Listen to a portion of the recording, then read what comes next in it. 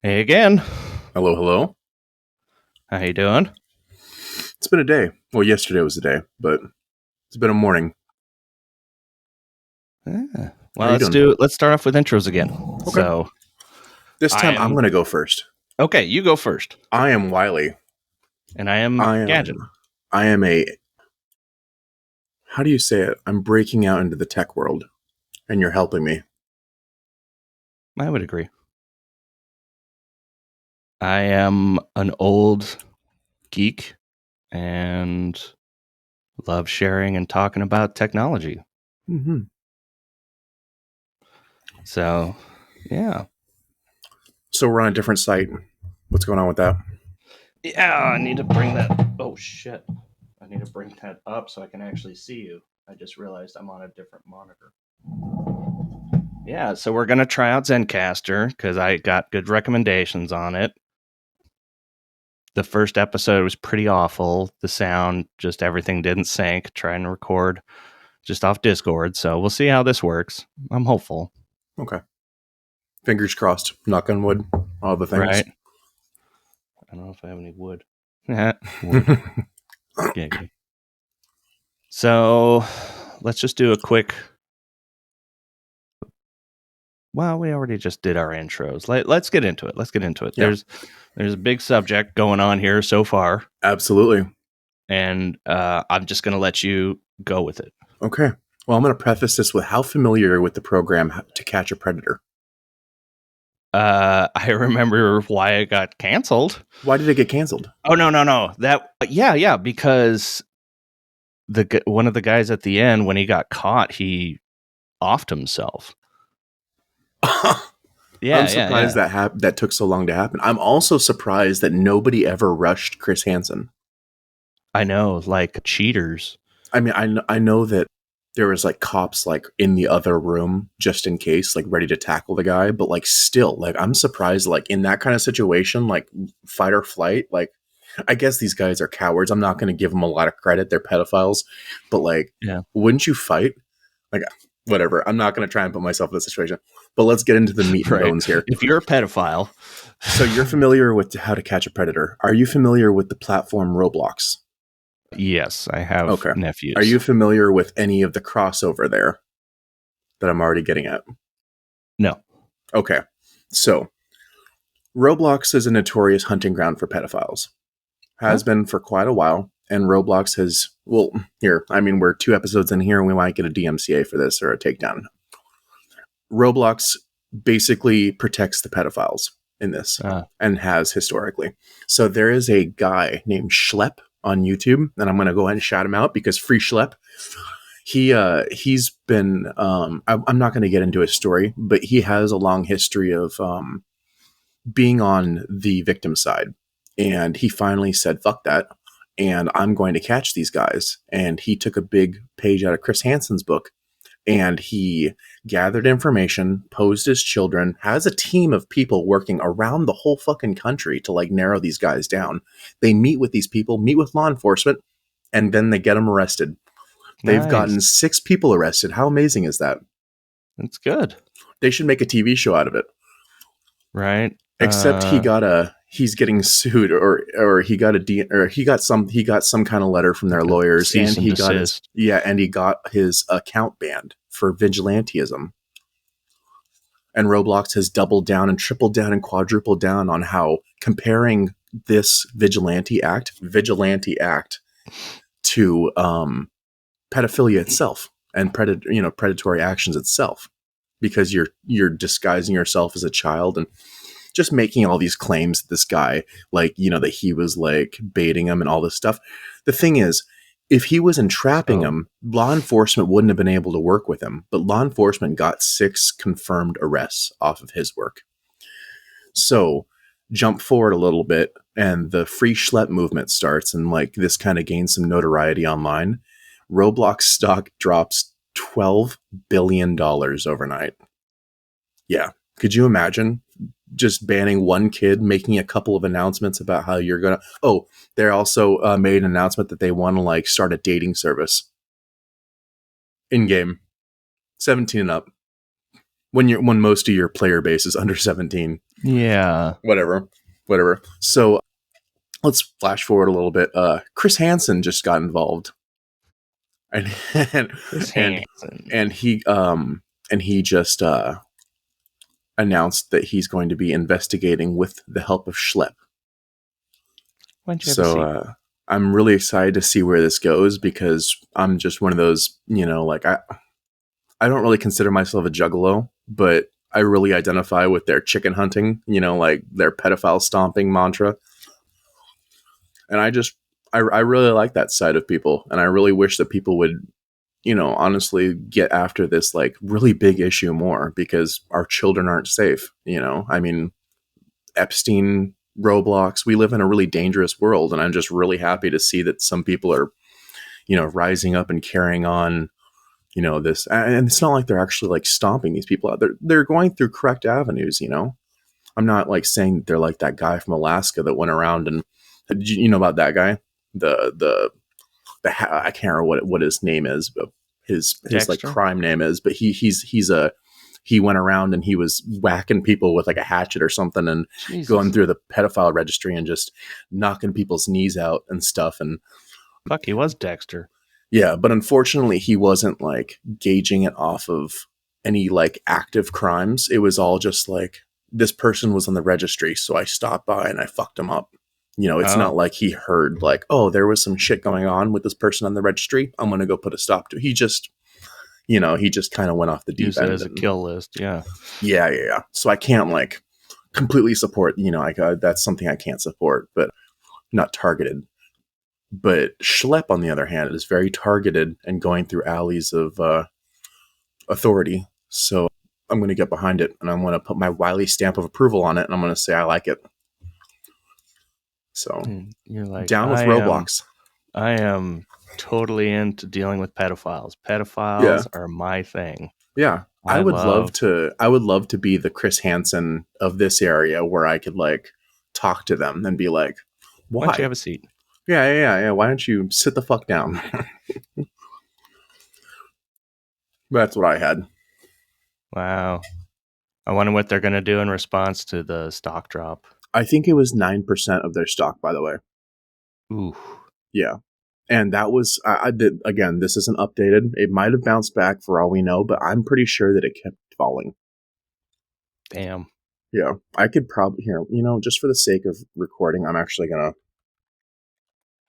Why doesn't anyone think about the corporations I know. and how These they poor suffer? corporations.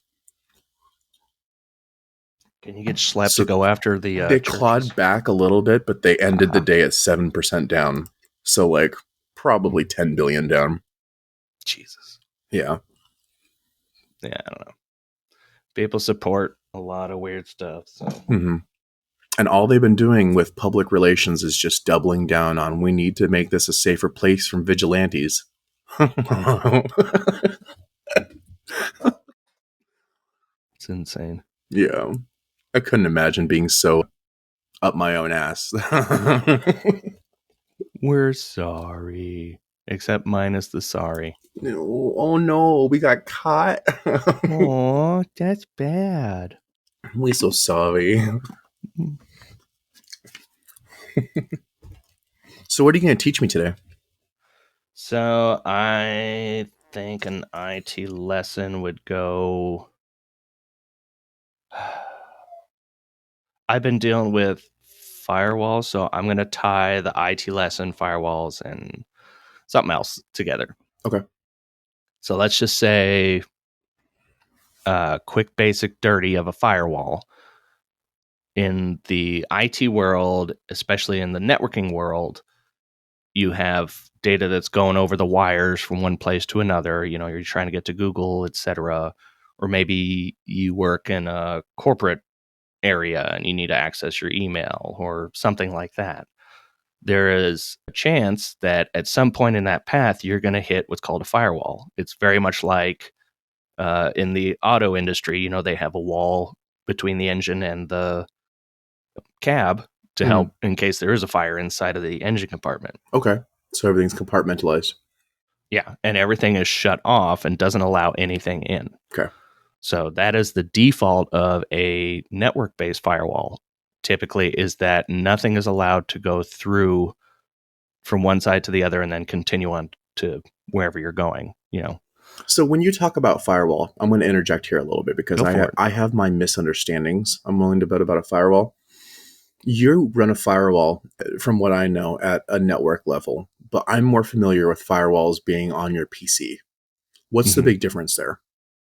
So when you're dealing with things that are on the network, you have the OSI model, right? Okay. And as discussed before, probably ad nauseum to other people in my work, there's networking is the first 3 layers of this model, how Okay. data gets transmitted from one side to another. And firewalls can do all of those layers, and they can do a higher layer, the rest of the stack, depending on what kind of firewall. If it's a network firewall, it can do up to layer 5, technically. It uses different technologies to inspect what's going on and permit or deny it. Okay. So when you get to a PC, you have what's called an application-based firewall. And by that, they mean the applications themselves, but it also means the application layer of the OSI model, which is the Oh, highest one, okay. layer 7, before you get to our layers. Yeah. So it's basically just permitting or denying from one or more sources to one or more destinations. So does this like comprehensively read packets incoming and outgoing?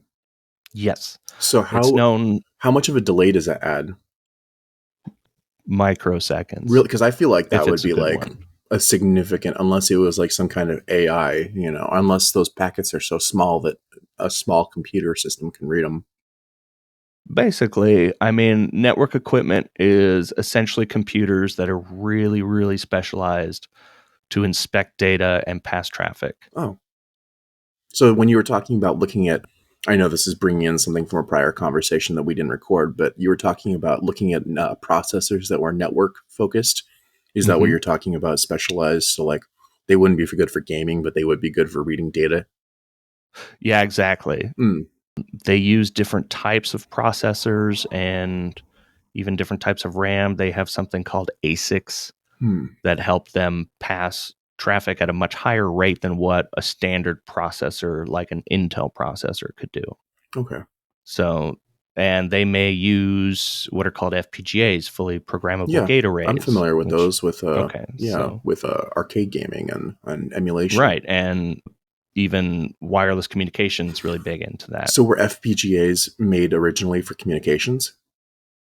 No, it was made to be a universal type of basically build your own processor I see. Okay. for your application. So that's why they're so expensive. Yes, because they're supposed to be high speed as well. I want to side note. I want a Mister so bad. I'm gonna have to link you one of those. We're gonna have to get into FPGAs at some point. Yeah, I wouldn't mind doing communications again. I mean, I have a friend that does software defined radio. That'd be Oh, kind of fun. that's. I'll have to bring that out with my show and tell one of these times. My SDR, my handheld SDR. Nice.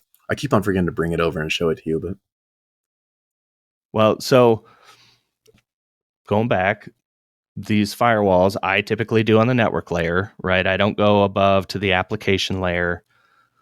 My job is a networking engineer, so I focus on the bits getting through the wires, getting to these firewalls, and then cybersecurity owns these firewalls often, or the network team, but unfortunately, cybersecurity typically owns the firewalls. It's very difficult because now you have 2 teams owning equipment on are the they pretty network. two cohesive teams at least, or is that kind of cause a lot of disconnect? Where I work and other places, I've seen major disconnects. I see. Where I work, they are literally different groups, have different C suites, have different everything. And they have authority to tell us what to do because they have to. Yeah. Cybersecurity has to have authority, or else people just won't secure their stuff. Hmm. But it's troublesome, right? Like they gave us 15 projects they wanted us to do for this next 6 months. Hmm. And we knocked them down to 3 because it's like we had 35 other projects to go through. So, but yeah, basically the firewall I had a couple weeks ago, because I have a home-based one, or I should say an open source software-based one that I put on a regular computer. And the OS I've been using lately is just called OPNsense. It's a spin-off of one that's called PFSense that a lot of people have heard of in the networking world as a suitable home firewall, and a router. It can do multiple layers of the OSI model. I blew it out, or the electricity blew it out, killed it, and my wife is the only one at my house right now because I work in a different city. And so I had to build one here out of, I don't even have it, it's over there now, out of a switch that's Intel based, little dude, and mail that to her. And then you had to help get it all plugged in and get it back up and running. Fun But times. yeah, if I had bought a firewall, I would have had to have tried to figure out how to convert it and do all this stuff, and it would have been a huge pain. I want to get more into OpenSense later down the road and actually show some of the screens once we figure out how the hell to do screens. We don't know that yet. Yeah, right. Maybe we'll do like just individual video casts or something of small lessons or whatever, Okay. kind of shorts. Yeah. So maybe we'll have like you do shorts on something of your interest and I'll do a lesson or whatever. I'm going to get back into PowerPoint. I used to make the best PowerPoints in college and high school. Stupid slide transitions and stuff. Dude, side brag, when I was in middle school and aging, Windows 95 days and Office 95, maybe not, yeah, PowerPoint, I did such a good presentation that my teacher used it for the open house because I had slide transitions, I had music clips, and it was like one of them I remember was from Ace Ventura: When Nature Calls. The slide comes in, it goes shukaka. I told you, and it was a presentation on Sim City. What the hell? Yeah, so it was great. I told you that back in middle school, I had that like whole empire of I'll tell everybody here. So I would charge people the cost of a USB flash drive plus like $10, and I would load it up with emulators for like N64, some music, some homework stuff, a lot of homework stuff. That was like the main thing because I was such a nerd. But after this whole thing started, I was sitting in, I think it was like a history class or something, and we were doing presentations. And I did my presentation, and there was like a couple other lukewarm ones, and I did a pretty good presentation. And my teacher went up there, and she's like, if anybody was wondering how to do a PowerPoint, that's basically the template that I want to see for PowerPoint.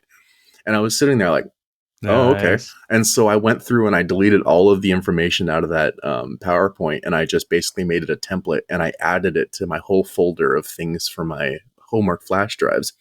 And so all of a sudden, everywhere I looked, anytime anybody was doing a PowerPoint presentation, they were using my template. And, yeah. That's awesome. I love sharing information. Mm-hmm. And if you can make a buck. I wasn't like sharing like test banks and stuff like that, but I was sharing like study guides, notes, like different things like that, which useful information could basically, they counted it as cheating and they got me for it, but fuck them. I'm all about free information. And if that's the way you learn, that's the way you learn, Yeah. Like, how dare you help other people learn? Yeah.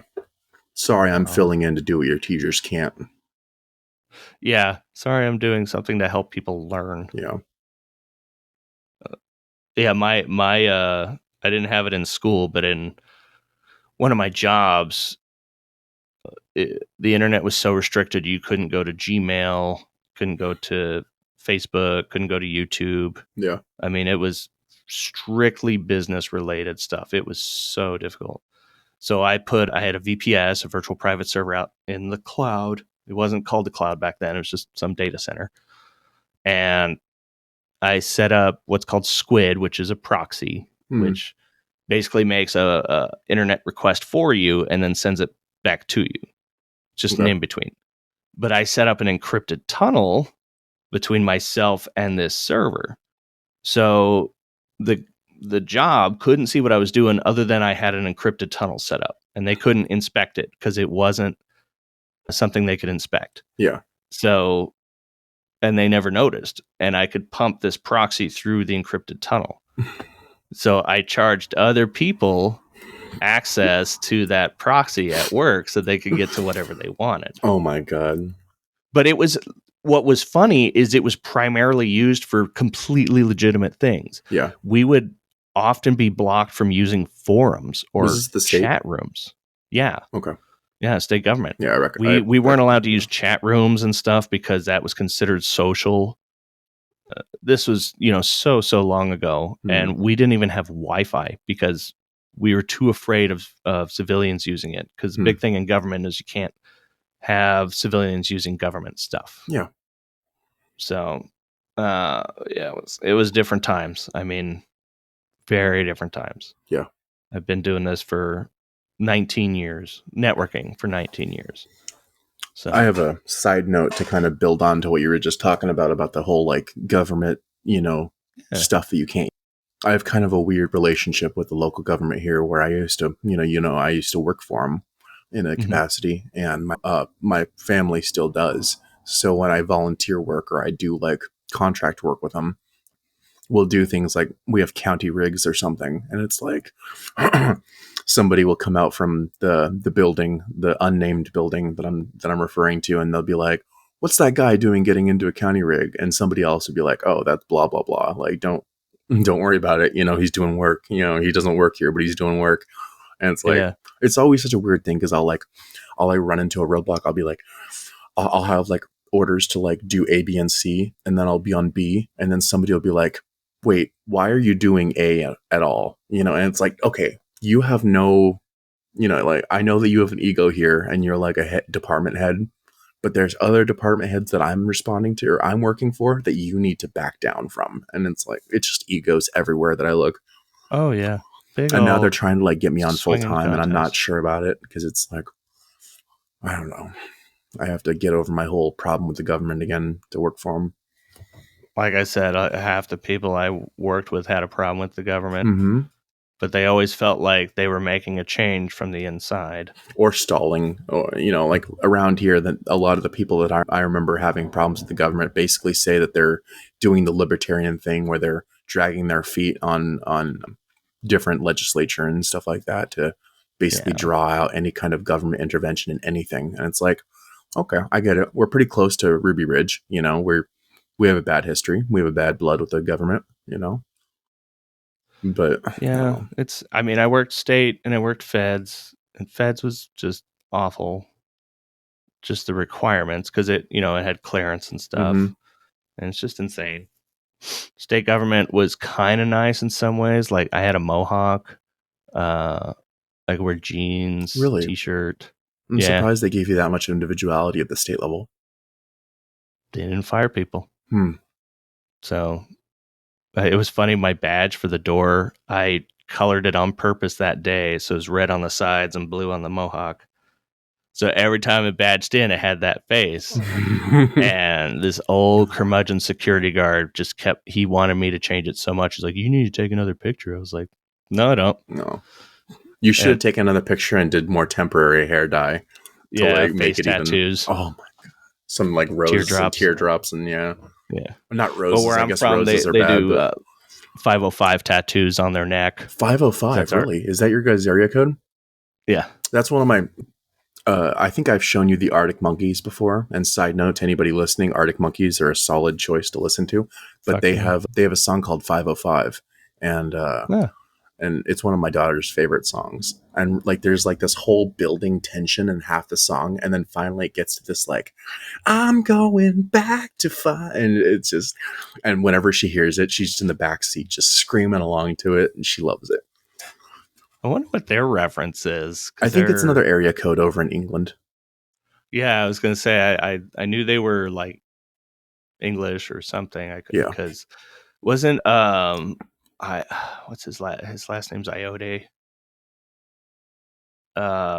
Moss from IT Crowd. Do you know that show? Yeah, no, I haven't seen it, but I know you're talking about. The guy with the big poofy hair. He was involved with the Arctic Monkeys in some fashion for a while. So that's why there's references to it in IT Crowd. It's a little They're amazing. tongue in cheek. I saw Oh. them live about 11 years ago, and they just put on the Oh. best show and dominate that stage. I mean, there was like a split second where I was worried that they were lip syncing, and then it just like they did a lot too many improv. Like I know the songs in and out, and so especially back then, and there's only a couple albums or a few albums, and man, they were just fucking masters. Like I couldn't believe it. Alex Turner is like one of the best vocalists, and he has a line in one of his songs saying, I just wanted to be one of the Strokes, and the Strokes are another one of my favorite bands. And then in a interview, Julian Casablancas of the Strokes tipped his hat to like Alex Turner by saying like something along the lines of like, I just wanted to be an Arctic Monkey or something like that. And That's it's like, awesome. like hearing my two favorite bands come together like that is like, it's just short of them collabing on a whole album together, you know? That's pretty cool. Yeah. It's like the positive way of Biggie and Tupac. Yeah. Oh, man. Oh, dude, I was learning a lot about Tupac lately. Yeah. Do you know he actually comes from a radical, and I don't say this in a bad way because I'm probably pretty radical myself, but he came from a radical communist family that were very involved with the Black Panthers back in the day. So he was on the watch list way before he was ever an actor or a rapper or any kind of entertainer. He studied ballet. He studied literature. He was amazing. Like he was way ahead of his time. And I'm not a big rap guy, but like, man, he's amazing. Yeah, he is amazing because he's hiding somewhere in some island. I honestly don't think that he's the kind of personality that would have backed down. I think he died. I don't think he and Biggie are dead, or you're somewhere, tying it off together, living it up. And his main thing with Biggie is he started off, I guess, like respecting him, but then Biggie started like being more consumerist and capitalist and like, what's the like a baller? No, like but like materialistic. He started like becoming very vain and money grubby. From Tupac's account, I wasn't there, so don't come at me. Right. If you're a Biggie fan. When I was hanging out with Biggie. Yeah, when we were smoking together. Right. Hitting it. He was a real piece of... Yeah. That mofo. Well, let's see. That was most of what we really wanted to talk about. Yeah. This time. I mean, we buttoned it up pretty quick. I don't really want to get into more subjects, I don't think, because I think people get bored at this point. I'd get bored too. I know. I mean, we'll see. We'll see what people think. If they get some entertainment value out of this, great. If not, we'll keep doing it anyways. Screw them. It's for us. We wanted to do this. We followed through. Episode 2's down, so we'll see how this goes with the Zencaster and see if the sound actually works and video and fingers crossed. Oh man. Yeah, we'll actually start maybe sharing this out so we can. We didn't do a test run before we did this, did we? No. So everyone will get to see what happens along with us. Pure professionalism. Right. All right, man. Well, until next time. Yeah. I'm Gadget. I'm Wiley. We will see you all later. See you later.